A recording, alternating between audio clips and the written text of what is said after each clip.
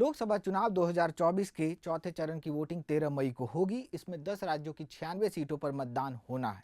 इससे पहले association for democratic reforms यानी एडीआर और नेशनल इलेक्शन वॉच ने चौथे चरण में चुनाव लड़ने वाले 1717 में से 1710 उम्मीदवारों के शपथ पत्रों का एनालिसिस किया है। इसमें 1540 पुरुष उम्मीदवार हैं तो 170 यानी 10% महिला उम्मीदवार हैं। चलिए आपको बताते हैं कि एडीआर की ताज़ा रिपोर्ट में क्या क्या जानकारी सामने आई है। चौथे चरण के कितने प्रत्याशियों पर क्रिमिनल केस दर्ज हैं, किसकी कितनी संपत्ति है, उम्मीदवारों की शैक्षिक योग्यता क्या है और कितने महिलाओं को टिकट मिला है। एडीआर और नेशनल इलेक्शन वॉच के एनालिसिस के मुताबिक 1710 उम्मीदवारों में से 21% यानी 360 पर आपराधिक मामले दर्ज हैं। इनमें से 274 के खिलाफ गंभीर आपराधिक मामले हैं। वहीं 17 उम्मीदवारों ने बताया है कि उन्हें किसी न किसी मामले में दोषी ठहराया गया है। 11 प्रत्याशियों पर आईपीसी की धारा 302 यानी हत्या और 30 पर आईपीसी की धारा 307 यानी हत्या की कोशिश करने के मामले दर्ज हैं। 50 उम्मीदवारों पर महिलाओं के खिलाफ अपराध से जुड़े मामले दर्ज हैं, जबकि 5 उम्मीदवारों पर रेप के आरोप भी हैं। अब आपको बताते हैं कि किस पार्टी के कितने प्रत्याशियों के खिलाफ आपराधिक मामले दर्ज हैं।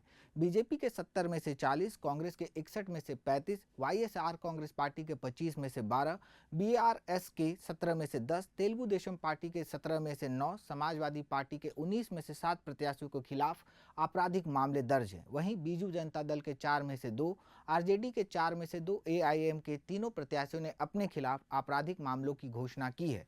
इस लिस्ट में तृणमूल कांग्रेस के 8 में से 3 और शिवसेना के 3 में से 2 उम्मीदवारों के भी नाम शामिल हैं। एडीआर की रिपोर्ट से पता चलता है कि चौथे चरण में 1710 में से 476 यानी 28% उम्मीदवार करोड़पति हैं। Shiv Sena, BJP, RJD, Shiv Sena, UBT, TDP और बीआरएस के सभी प्रत्याशी करोड़पति हैं।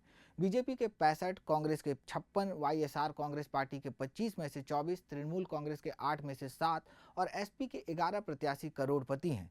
असदुद्दीन ओवैसी की पार्टी एआईएमआईएम के 3 में से 2 उम्मीदवार करोड़पति हैं। लोकसभा चुनाव के चौथे चरण में उम्मीदवारों की औसतन संपत्ति 11.72 करोड़ रुपए है। तेलुगु देशम पार्टी के डॉक्टर चंद्रशेखर पेम्मासानी 5,705 करोड़ रुपए की कुल संपत्ति के साथ सबसे अमीर उम्मीदवार हैं। वहीं अमीर उम्मीदवारों की सूची में दूसरा नाम बीजेपी के कोंडा विश्वेश्वर रेड्डी का है, जिनकी कुल संपत्ति 4,568 करोड़ रुपए है।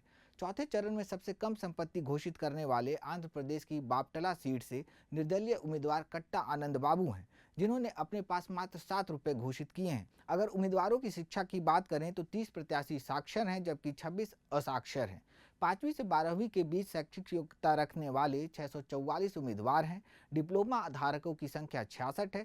वहीं ग्रेजुएशन और इससे ज़्यादा की योग्यता रखने वाले 944 उम्मीदवार मैदान में हैं। चौथे चरण में 642 यानी 38% उम्मीदवार 25 से 40 साल के बीच के हैं, जबकि 842 यानी 49% उम्मीदवारों का उम्र 41 से 60 साल है। 61 से 80 साल के बीच के 226 उम्मीदवार मैदान में हैं। लोकसभा चुनाव से जुड़ी तमाम खबरों के लिए जुड़े रहिए क्विंट हिंदी के साथ। एक अकेला हिंदुस्तान को बचाने वाला चुनाव है। 400 हारने जा रहे हैं। हम्बा हम्बा रो पड़ी बीजेपी इस खरब अब की बार भाजपा तड़ी पर उसका नाम हो गया राम का मंदिर का ये सपा और कांग्रेस के लोग बना पाते।